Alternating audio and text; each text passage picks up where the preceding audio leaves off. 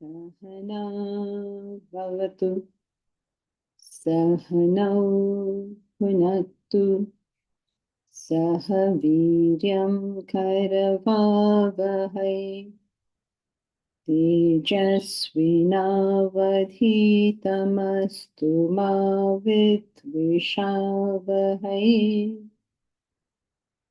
Om Shanti, Shanti, Shanti.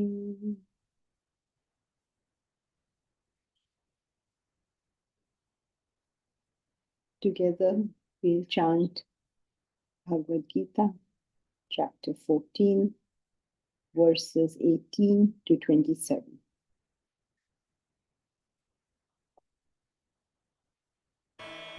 ऊर्ध्वं गच्छन्ति सत्त्वस्ताः मध्ये तिष्ठन्ति राजसाः जघन्यगुणवृत्तिस्थाः अधो गच्छन्ति तामसाः नान्यं गुणेभ्यः कर्तारम् यदा द्रष्टानुपश्यति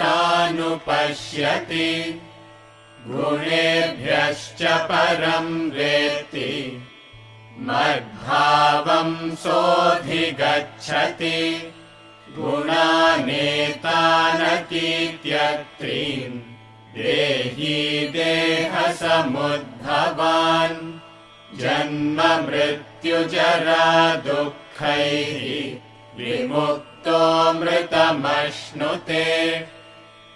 अर्जुन उवाच कैर्लिङ्गैस्त्रीन् गुणानेतान् अतीतो भवति प्रभो किमाचारः कथं चैतान् त्रीन् गुणानतिवर्तते। श्रीभगवानुवाच प्रकाशं च प्रवृत्तिं च मोहमेव च पाण्डव न द्वेष्टि सम्प्रवृत्तानि न निवृत्तानि काङ्क्षति उदासीनवदासीनः गुणैर्यो न विचाल्यते गुणा वर्तन्त इत्येव योऽवतिष्ठति नेङ्गते समदुःखसुखस्वस्थः समलोष्टाश्मकाञ्चनः तुल्यप्रिया प्रियो धीरः तुल्यनिन्दात्मसंस्तुतिः मानापमानयोस्तुल्यः तुल्यो मित्रारिपक्षयोः सर्वारम्भपरित्यागी गुणातीतः स उच्यते मां च यो व्यभिचारेण भक्तियोगेन सेवते सगुणान् समतीत्यैतान् ब्रह्मभूयाय कल्पते ब्रह्मणो हि प्रतिष्ठाहम् अमृतस्याव्ययस्य च शाश्वतस्य च धर्मस्य सुखस्यैकान्तिकस्य च।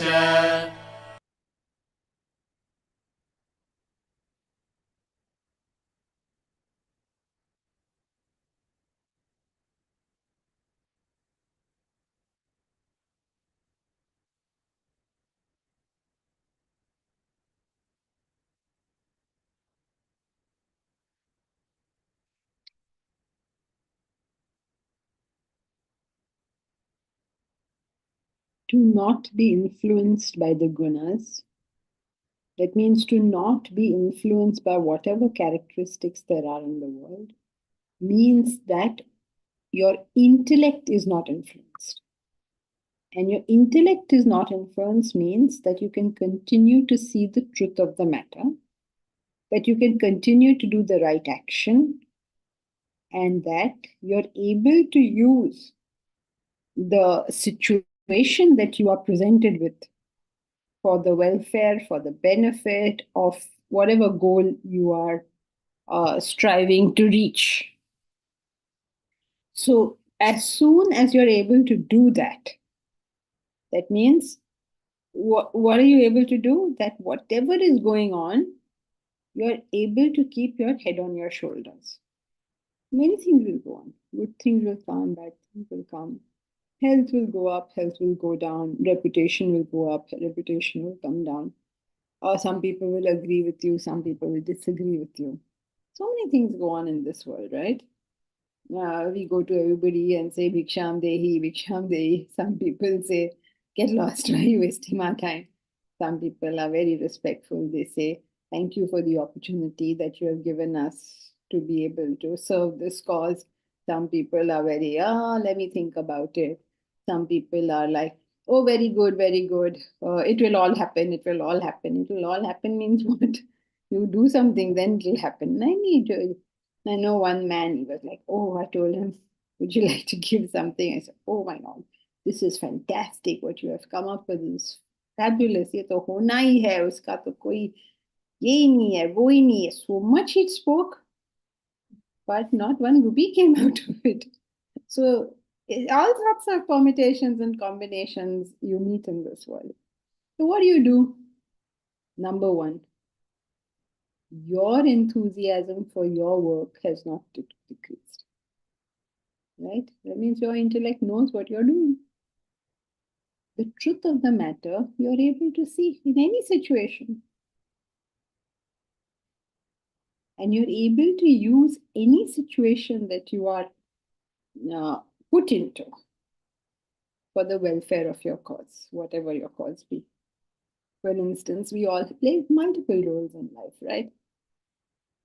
You're somebody's spouse, you're somebody's mom, you're somebody's employee, you're multiple roles, somebody's grandmother, somebody's granddaughter, I don't know, some multiple roles. Now, in all these multiplicity of roles, how can you see how can you continue doing your work, whatever you are doing in this life, whatever according to you is your work?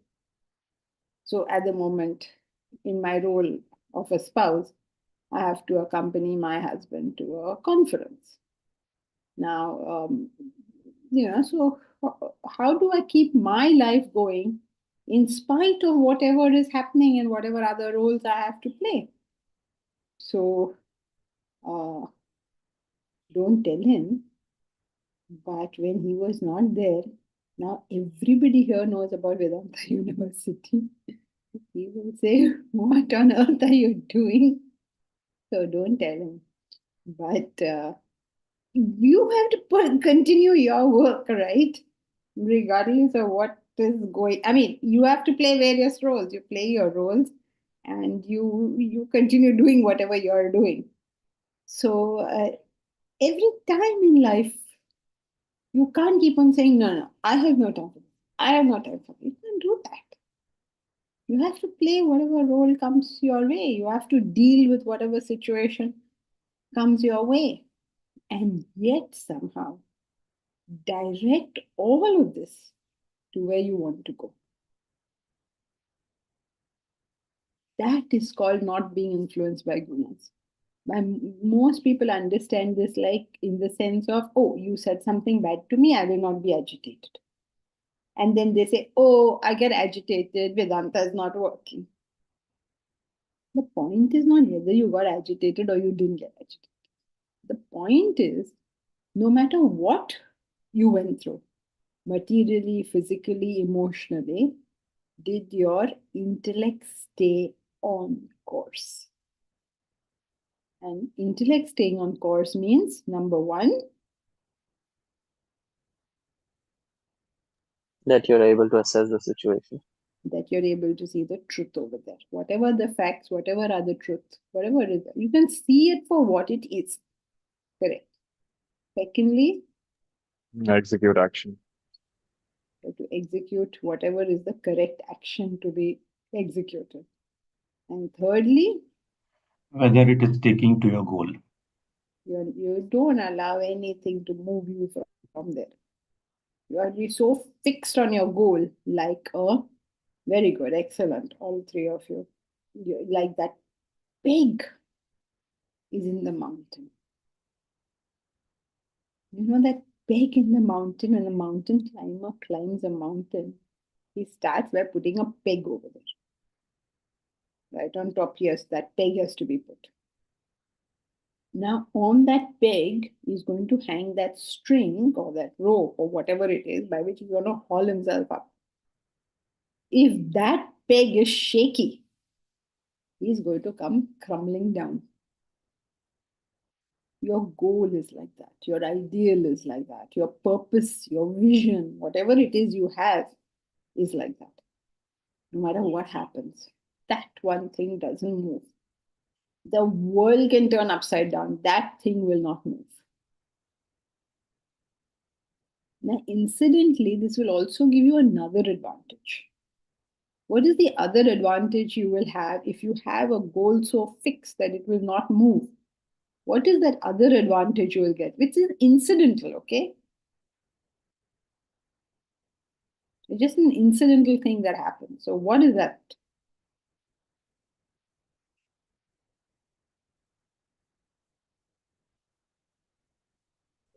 Success. Yeah, success will come obviously, but what is an incidental additional advantage you will get?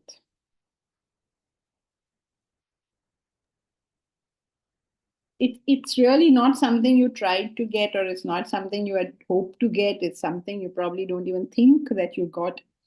But you know what is that additional incidental advantage you get? Remember that this world means change. We are very insecurely placed here. Anything, any moment, anything can change in our lives. There was a mother who was, many of you know her from class. She loved her younger son. He was 25 years old. They were planning the wedding. The dates were fixed. The clothes were bought. He was feeling a bit unwell. Most of you, I think, know the story. And we went to the doctor, diagnosed with cancer, and 2 months later, he was dead. He died in chemotherapy. Can you imagine what a change it was for the lady? Like from where to where, like how that whole world must have come cascading down, no? From where to where to where? To like literally where? 2 months ago. can you imagine now? The clothes are there, the jewelry has been bought, the halls have been booked. Boy is no more. Instead of Sarah, she's doing this. Can you imagine what it's in a period of 2 months. It's not like a long period or something. Like that. It's gone.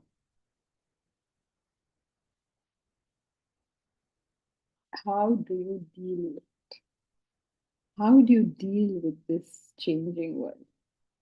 Yes, Milan, that's correct. That's the Sanskrit word for it.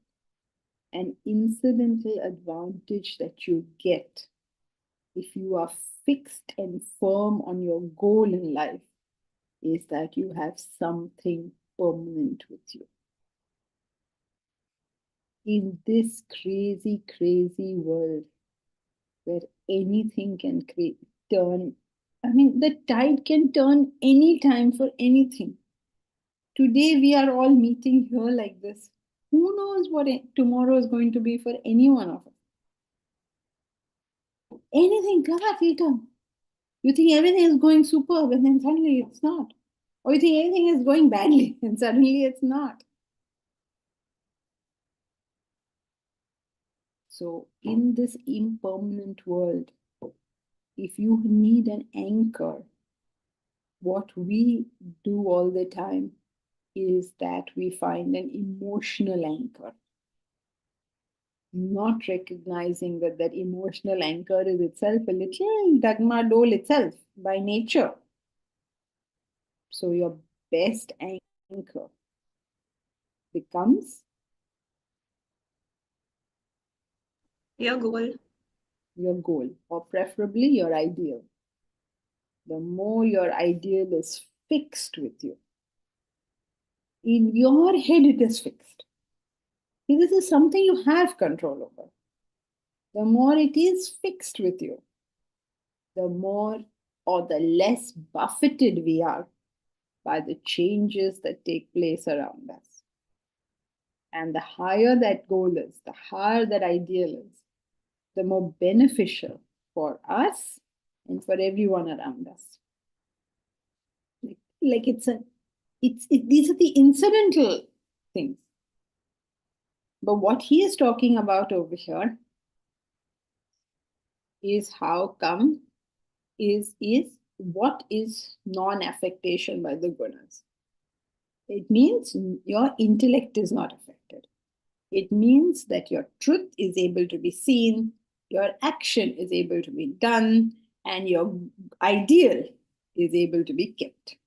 Because, we lose faith in our ideal. How do we lose faith in our ideal? Mahesh, how do we lose faith in our ideal?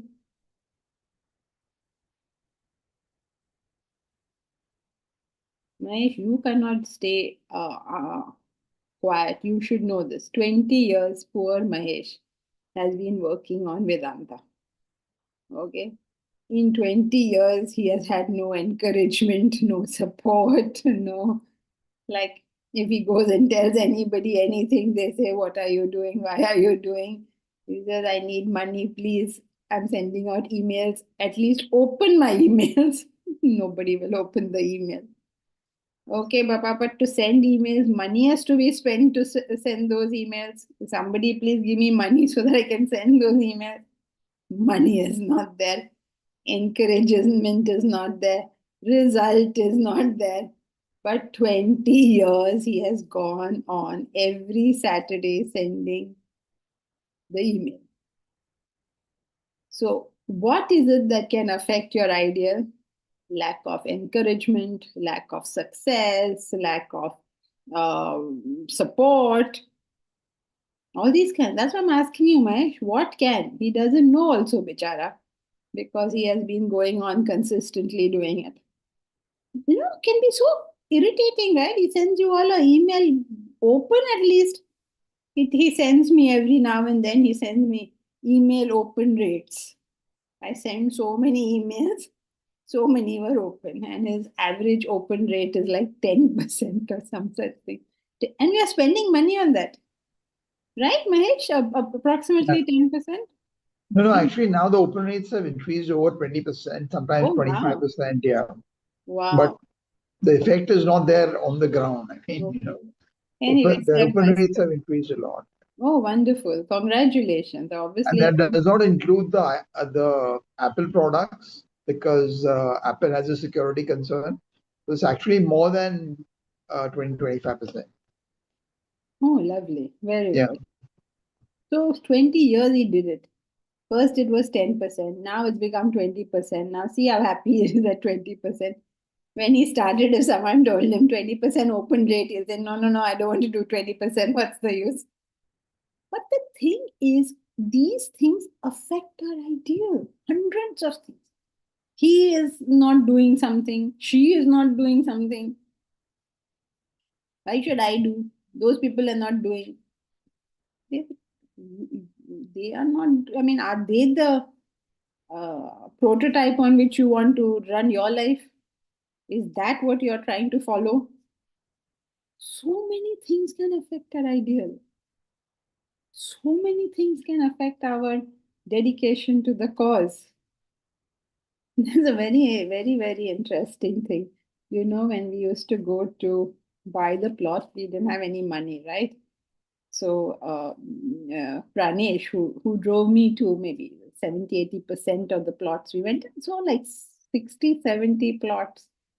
And he drove me to almost 70-80% of the plots he must have gone. And he would say, paise nahi hai. Or that how will a university, first you don't have money to buy a land. Forget, don't have money to buy a land.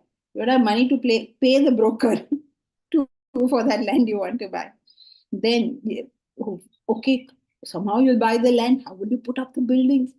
How will you get 108 crores? And somehow if you manage to get 108 crores and put up the university, then who will join the university? Class में तो कोई आता नहीं है, university में कौन आएगा? So many problems he had. But you notice something odd? That he still came along. That he still drove those hundreds and hundreds of miles. 2 of his tires burst because we went to all sorts of places.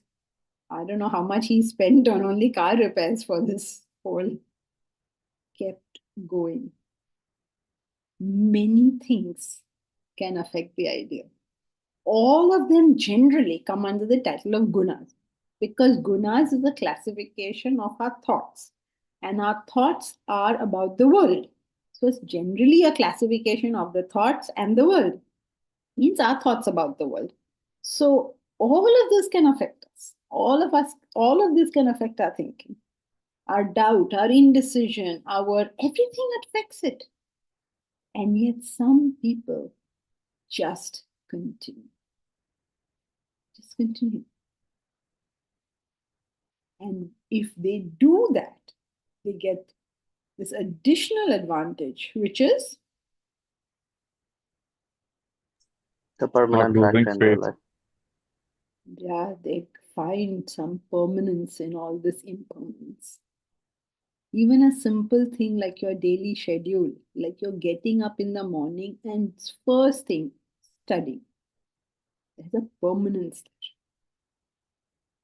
Because this is within your control. What you do when you get up first thing in the morning is entirely within your control. Other things may or may not be. So, Mamita, what does Kutastha mean? All of this is Kutastha. Kutastha means fixed, permanent. The common example for Kutastha that the scriptures talk about is the anvil. You know, the shoemaker. These examples, I don't know if they mean anything anymore because आजकल mochi तो दिखते ही नहीं है.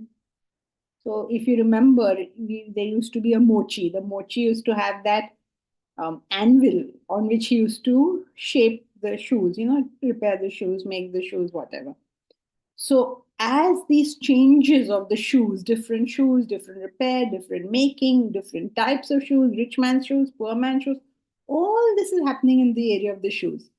But the anvil, that thing on which he keeps it, stays ever the same. So that is supposed to be Kutastha. Kutastha means fixed, same, permanent, like that anvil. That's the normal example that's given in the scriptures. That finding that permanence in spite of the impermanence. And that's where your security lies.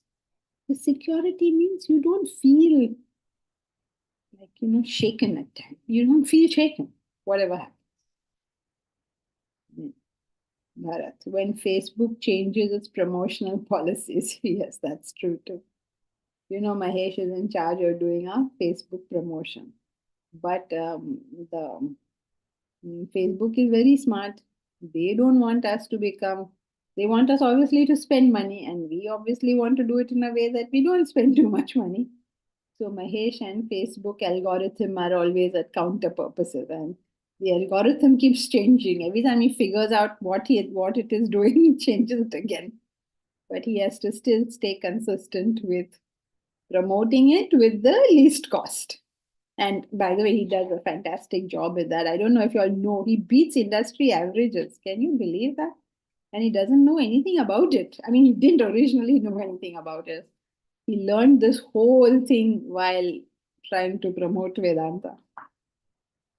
Yes, he's a genius, Deepraj. How he did this, God alone knows. He had to learn from scratch. I mean, I don't know. Did you attend any course or anything, or just learned on your own? What did you do?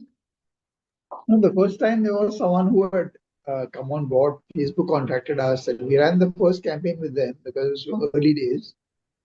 And then after that, yeah, it was more Been of on your own. trial and Wow, error. amazing. How many years ago was that? I don't remember, but yeah, must have been 10 years easily. 10 years ago. Amazing. And he beats industry average. Can you believe that? Like, he's got nothing. I don't know whether he knew Facebook existed before that point, and now we hired. He himself feels very uncertain about it because he thinks, I don't know whether I don't know anything about this, which is a fact. It's not his professional life. And then every now and then we've hired experts to do it. I think once or twice we've all, they come nowhere near what he does. Now we are not hiring anyone. And then Omkar keeps telling us what are the industry averages for all these things because Omkar is in marketing. And Mahesh beats all those standards. It's amazing. So the thing is, when you are focused on your ideal, you find the permanence in all the changing phenomenon. Changing phenomenon can be of various types, from the external world, from the internal world. But you're able to stay kutastha. That's the permanence that you find. Milind, when the mind is not fickle. The mind, Milind, is always fickle. It is the intellect that has to stay firm on what it is doing. Just excuse me for 1 second.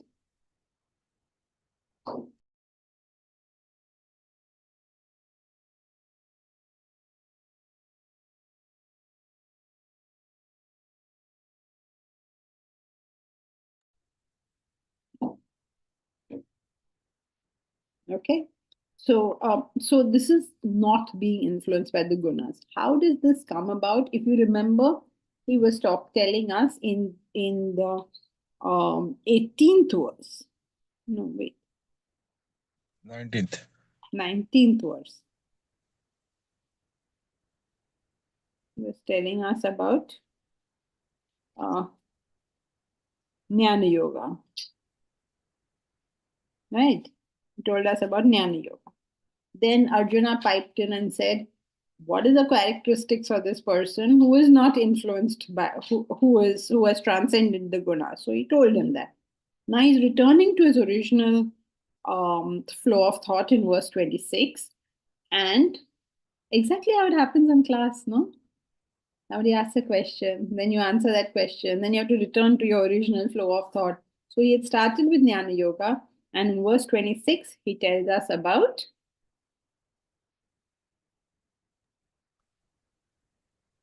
what? We did last time 26, right? Yeah, Bhakti and Karma Yoga. Yeah. Very good. Told us about bhakti and karma.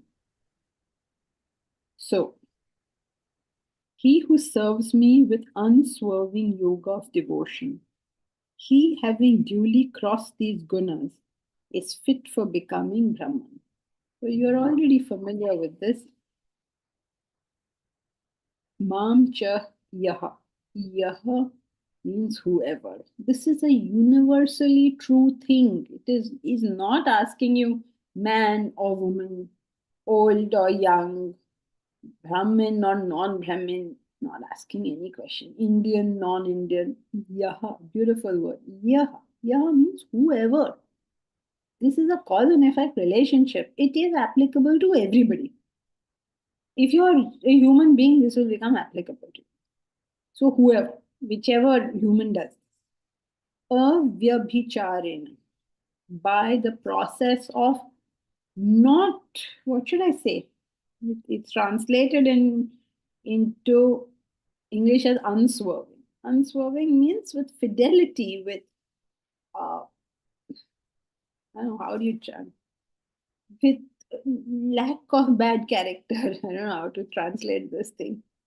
The capacity to just be like 100% ethical. I don't know. How would you translate this? I don't know. In English, we translate it as unswerving. With unswerving bhakti yoga. Avyabhicharena bhakti yogena. As you know, bhakti yogena means by or with bhakti yoga. And since avyabhichari chara is an adjective of bhakti yoga, it takes the same vibhakti. You're familiar with Sanskrit. If you are not, please make some attempt to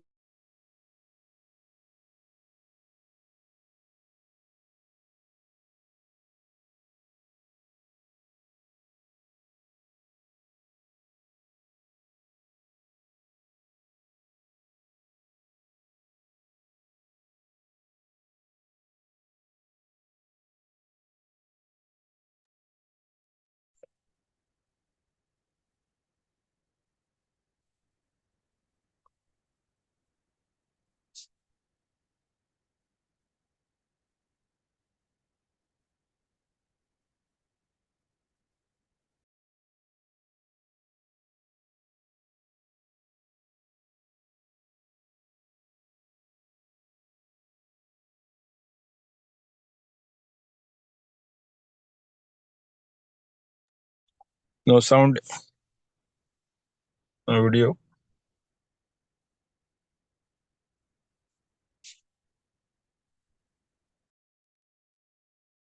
Okay. Am I audible? Now, Yes. All right. So, avyabhicharena, unswerving, not moving, bhakti yoga. This is a very interesting concept because bhakti yoga means the attempt to join through bhakti or devotion. Devotion is love for the Lord. The interesting concept, love for the Lord. It's usually represented as,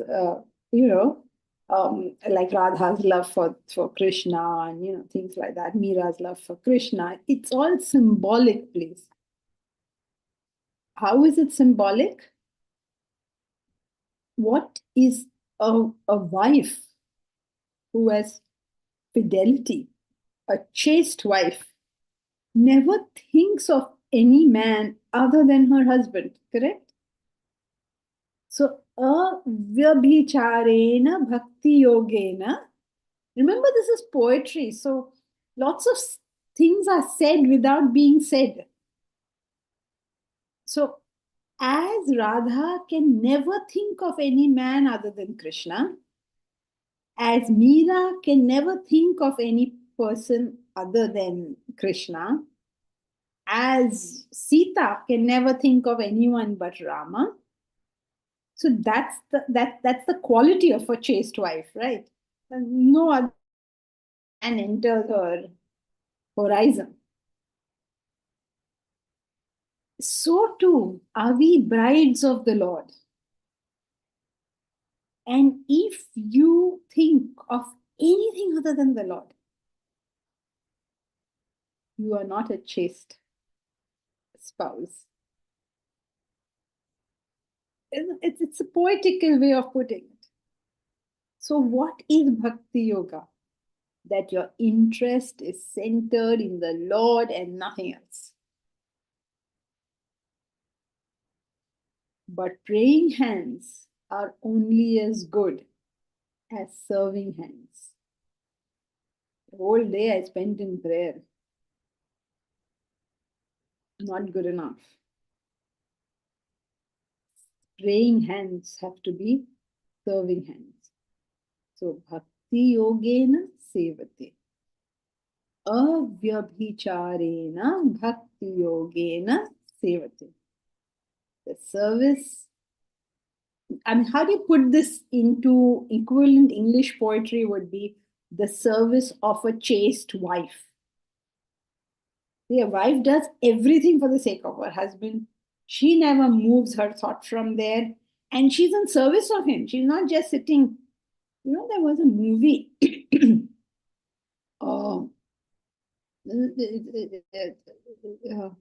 I saw it 50 years ago, and I think it was 50 years older than that. And in that movie, there was a man, and he loved his wife very much. I don't know if you can tell which movie, okay? And he made the most wonderful music to her. And V. Shantaram's wife was that girl, the wife.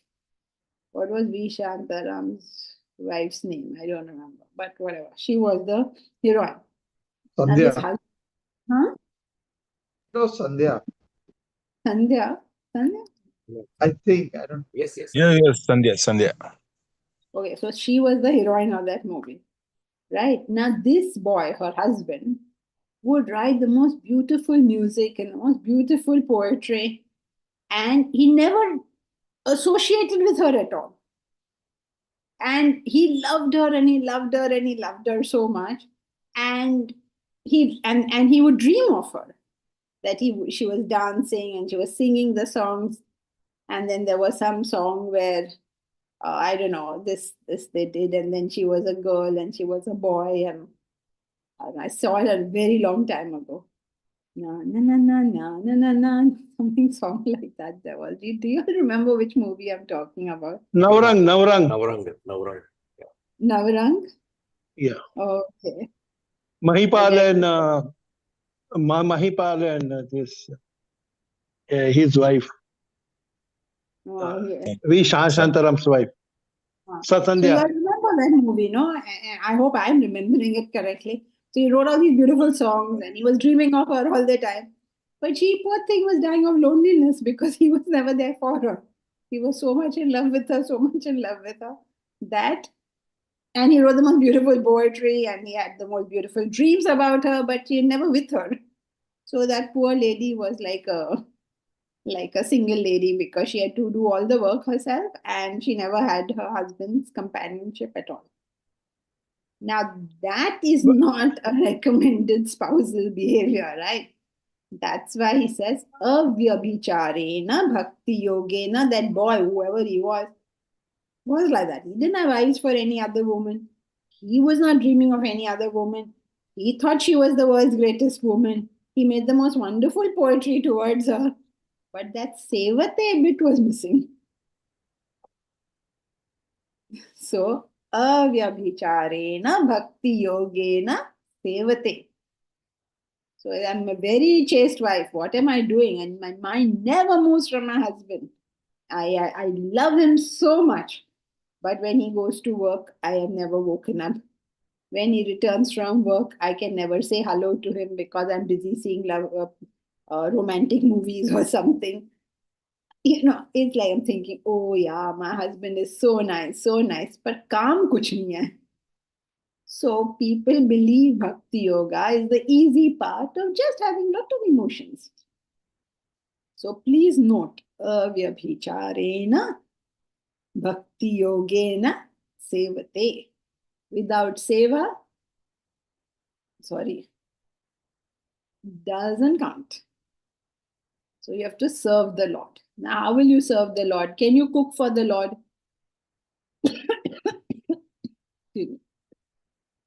Can you cook for the Lord? You can't cook for the Lord. You can't invite him for lunch. But you can cook for his people in his name. Can you clean God's house? You can't clean his house. You don't have his address also. How will you clean his house? But you can keep the entire environment, including your house and everything around you, clean because it's part of God's house. Otherwise, you'll find many people love God so much. House is a mess. Life is a mess. Finances are a mess. But I love God so much. bhakti yogena sevate. Okay, clear? So what is he talking about? Bhakti yoga and karma yoga. The reason for all this explanation is sometimes we just say, what is the spiritual path? It is karma yoga, bhakti yoga, jnana yoga. We know it. It's like these words have lost their significance to us. What is the divinity? What is the sense of awe and reverence and inspiration that these things have? We have to remind ourselves, we're doing karma yoga means what? It's not okay, I have this to do, a list of jobs I have to do. No, comes with the idea of divinity. It comes with the idea of the awe, the inspiration. You are all doing karma. So many of you are doing so many things. But it can't become mechanical. It has to be with that full bhavana, with that full devotion, that you are doing God's work. I mean, any work you do is God's work. Whatever work you do is God's work. We otherwise say, how do you know doing this work is God's work? I don't know whether doing this is God's work or not God's work. But whatever work you do must have that sense of awe and inspiration. That yes, I am doing something worthy of being done. I'm not wasting my time here. I'm not frittering away my life here. I'm doing something worthy of being done. And I must feel so. I don't have to explain to anyone else whether what I'm doing is worthy or not. I must feel so. I must feel that I'm doing something which is important. Like, I was quite impressed when I saw Jayashree. Jayashree wrote on her LinkedIn profile. So one day I happened to see it. She had written over there, like, what do you do, right? So you have to write what you do. So I'm building the world's first Vedanta university. It's clear what she's doing with her life. She's building the world's first Vedanta university. It's very, it's nice. You could say so many things, right? What are you doing? Mamita can say, I'm helping a book get ready. Mahesh can say, I'm sending emails. Elsie can say, I am doing so much administrative work. Whatever, each one can say. It would be so nice if we say, what are you doing? I'm realizing the self. I am building the university. I'm ensuring that this world is benefited with the knowledge of Vedanta. Of course, we have tasks. Every one of us have tasks. So what are we doing? What is that task for? Otherwise, they say, oh, but that person never did that. You mean that person never did that? If you are setting up the university, you will ensure that everything is done. Or whatever it is you think you're doing. Mamita, like Socrates' wife. Okay, Socrates' wife is the other extreme. In the sense that not only she served him, but she was such a virago that only Socrates could have put up with her. I don't know. Maybe she was a virago because he was Socrates. I don't know. But only Socrates could have put up with her. You know Socrates' wife, right?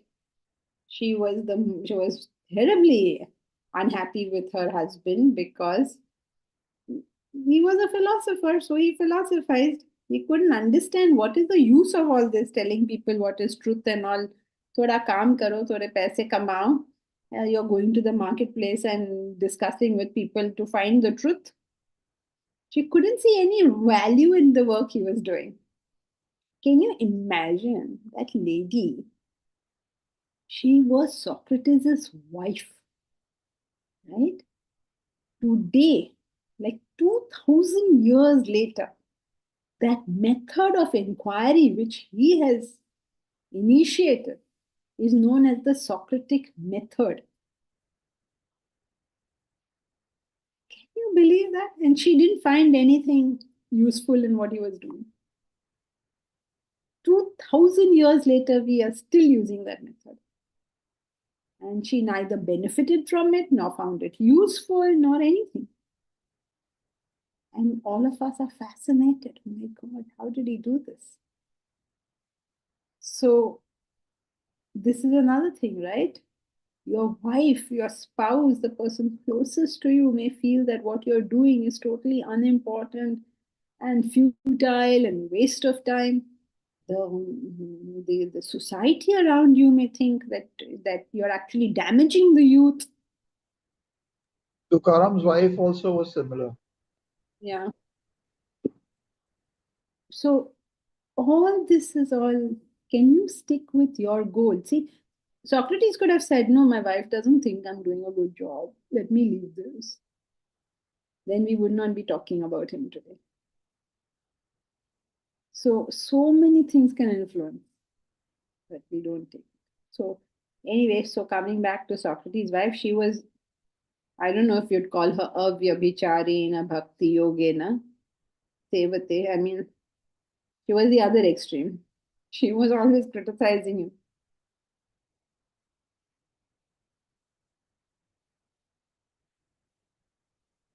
No, I don't know. See, the thing is, people who, I don't know about these books, I haven't read them, Momita, but the thing is, when you don't understand the basic truths, and then you start looking at the various things in this world, your interpretation becomes a bit odd.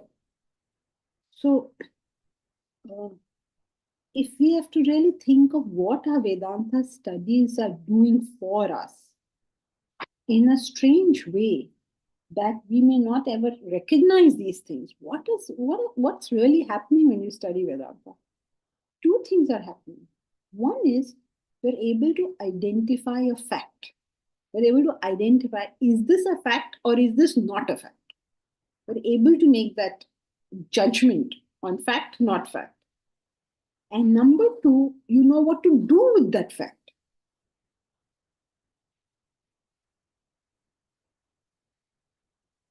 And that's a very, very important thing.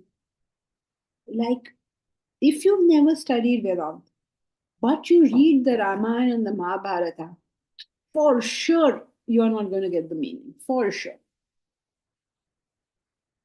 If you read, the more your comprehension of truth improves, the more your comprehension of all the literature improves. Like so many things, right? There's just so much. In fact, in today's world, we are in a pretty bad position because there is so much research going on so many topics.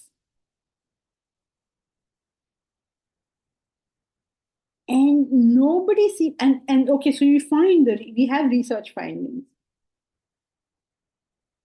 But do we know what to do with those facts, having found them? Like, for instance, since now this book on relationship is being written, I did a little bit of fact finding. And it is apparently that divorces, do you know this? 69% of divorces are initiated by whom? Man or woman? Woman. Why do you say that? I have also done my fact checks. It is that's correct. 69% of divorces are initiated by women. Didn't find that quite contradictory to you feel women want security, so they don't want to leave the house. Women find it difficult to divorce because they are the ones whose income goes away. 69% of divorces are initiated by women. Now, this is a fact. Now, what do you want to do with this fact? What is your interpretation of this fact? You could say various things. You could say 69% of divorces are initiated by women because 69% of men are so bad. You can say that.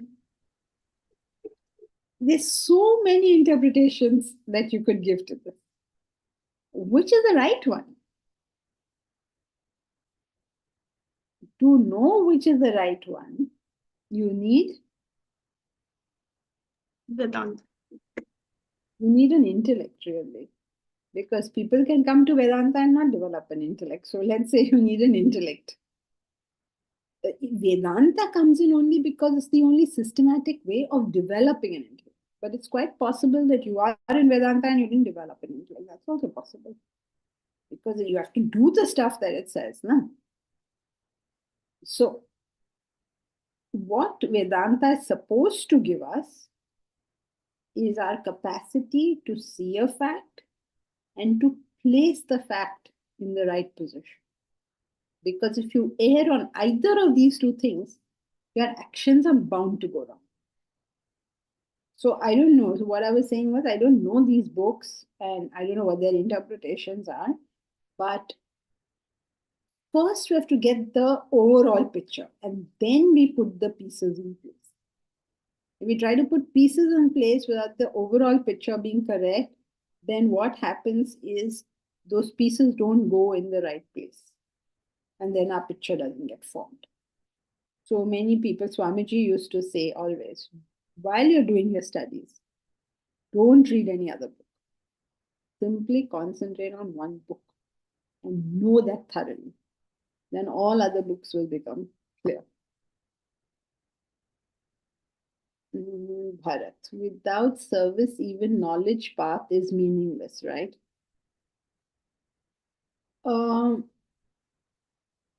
Yes, I mean, I don't know what exactly you mean by that, but your knowledge path is not meaningless.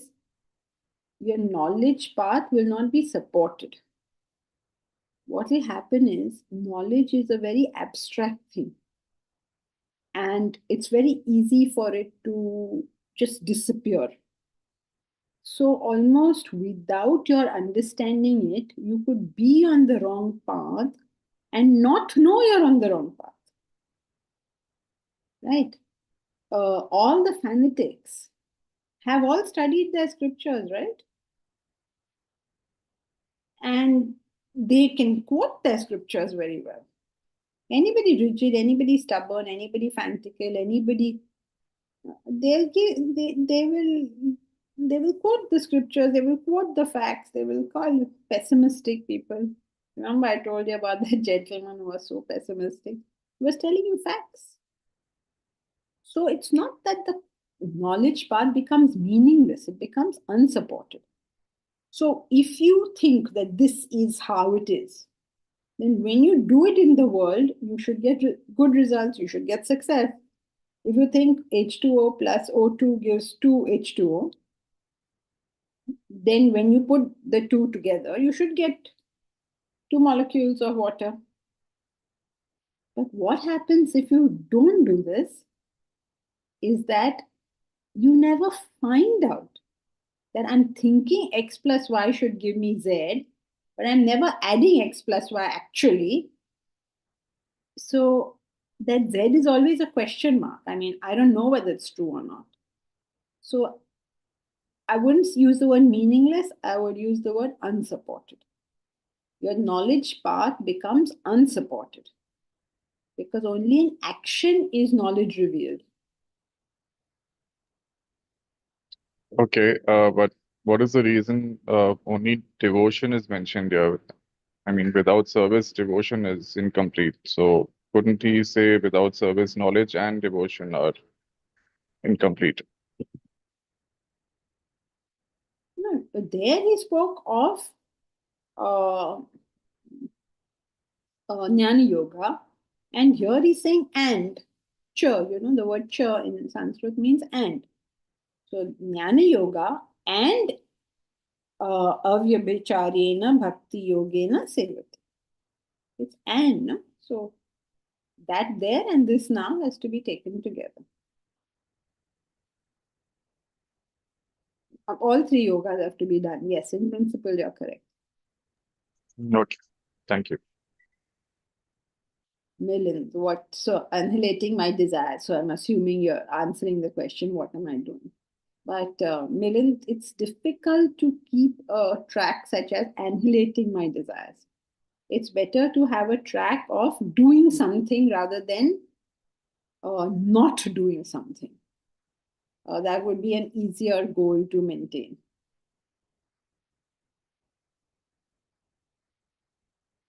Yes, Deepraj, you can call that a tamasic intellect when a person is not able to sort of move with the times, move with the new facts, move with the new actions. So when you do the 3 yogas, you become fit for becoming Brahman. So what do you mean you become fit for becoming Brahman? You become fit for? Meditation. Very good. You become fit for meditation. When you have done the 3 yogas, you become fit for meditation, because meditation is the way you become Brahman. So if somebody were to ask you, how do you realize the self? What do you have to do? The answer to that is you have to meditate. You can't say you have to remove desires, because there's no such thing as removing desires, right? I mean, you can't remove them. What do you have to do? You have to meditate. But now I can't meditate.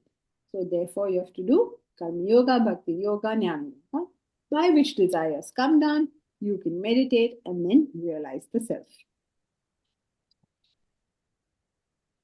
So, Janki, so when you cross all the gunas, only you are fit for meditation. Even sattva, you have to cross over.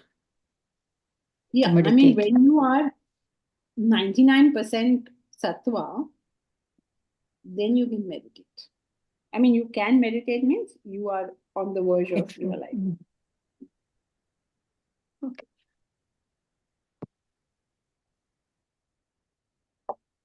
So is verse 26 clear? I don't think we'll start the 27th verse this time. Any questions so far? Mam cha yah avyabhichareena bhakti yogena sevate sagunan samatitya atitya.